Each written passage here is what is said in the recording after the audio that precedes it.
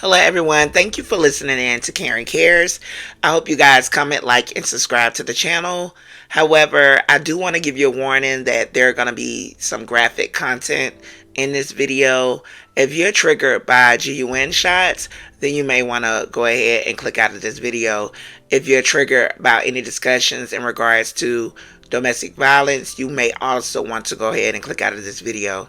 If not, you guys, go ahead, press play, and we'll get into it at the end of the video.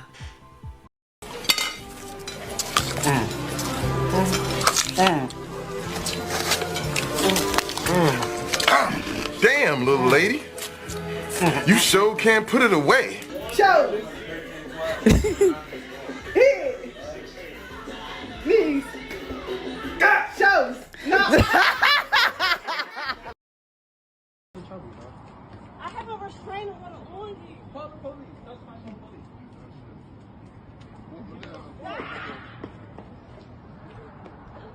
That's why she recording. Fucking shot her. Call the cops. Came here in this Parkville apartment complex in the middle of the afternoon on Sunday, and after the shots rang out, the gunman didn't appear to be in a hurry to make his getaway. And I saw a guy walking very casually with a gun in his hand. By the time police responded, the damage had been done. When officers arrived, they located a female suffering from apparent gunshot wounds in the parking lot of the establishment. The victim was pronounced deceased here on scene. In the initial stages of the investigation, police said they didn't feel there was anything random about this shooting. They believed that the victim had been targeted. Police have now identified the victim as 27-year-old Shakia Allen, and court records suggest that in recent months, police had been to her former home on Bayberry Road for multiple domestic disturbances. In late February, police responded to a report that her ex-boyfriend had assaulted her while she was trying to move her things out of the home. When they arrested him the next day, he surrendered a handgun that he had holstered inside his waistband. While police still haven't named a suspect in her murder, just last week a hearing for a protective order involving both parties was dismissed when they both failed to appear in court. In Baltimore County, You guys, what you see here is a video of a young lady who shared in great times with a young man whom at some point, or even until the day that she took her last breath, she loved. However, some men also are subjected to domestic violence, and they come to their last breath from the person that they love. I always have a saying, you can love me but never love me to death. I do not want anyone to love me to death. It's scary to share in moments with people, have them around your family, feeling as if you could trust them, and these are the very people that will take your life in an instance when things are not going their way. Unfortunately, Shakia was still in the process of moving. However, her and Amir had multiple domestic violence situations. In the moment when she was moving some of her stuff out, she should have had a police officer present to assist her with moving her things out of that home. She should not have gone there to someone that was unhinged by herself. I don't know if they both agreed not to show up to court. I'm not sure as to what the perimeters were around them just not showing up to get the protective orders. I do know I looked within the court documents and they were facing an eviction. So it is my belief that, or it appears to be, that they were in the process of moving out due to the eviction that they were facing and had to move out. And if I don't know anything else, one thing I do know is when your finances are not together, whatever situation you're dealing with on the surface, it's going to be heightened up. So whatever the norm may be, it may be abnormal and it might be amplified. Because finances is the number one reason why a lot of people decided they're going to separate. I'm not saying this is an excuse, because there is no excuse for you to try to play God and take somebody's life. There's never an excuse. However, there was just a lot of mitigating situations surrounding this that was inching up.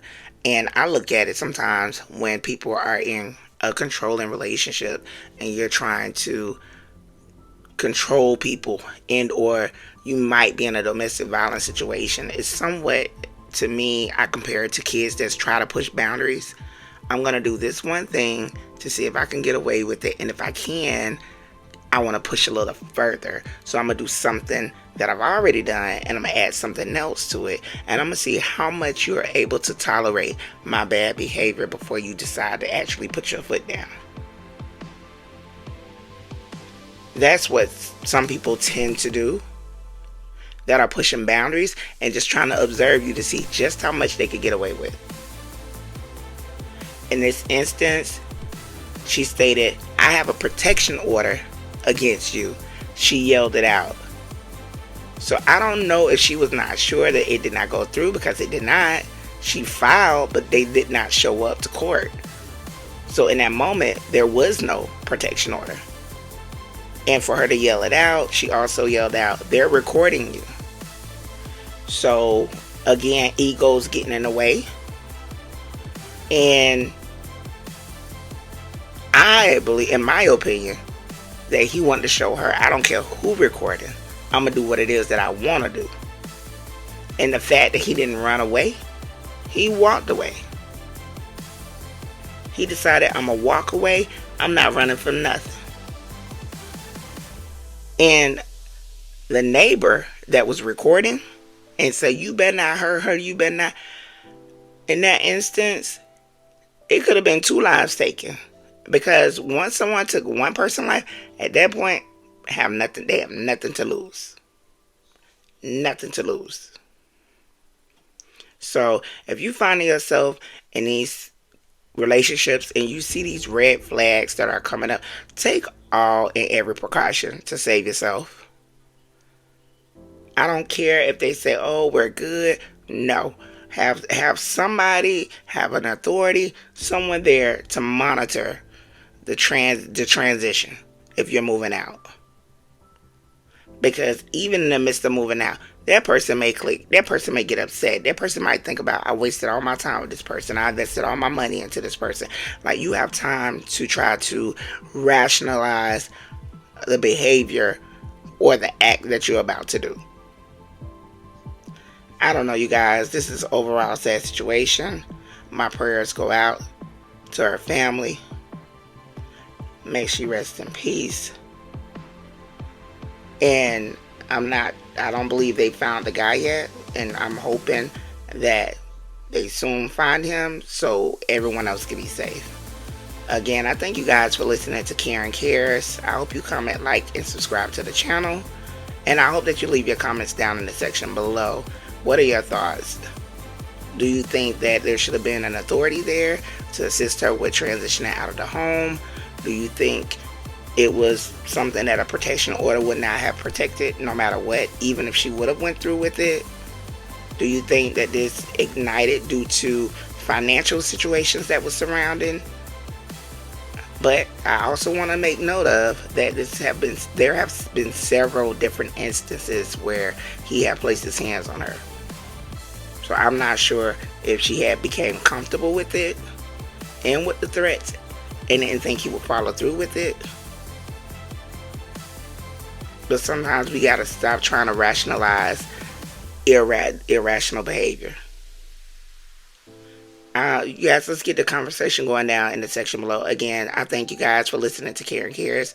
I hope you comment, like, and subscribe to the channel. And to the next video, you guys stay safe and take care.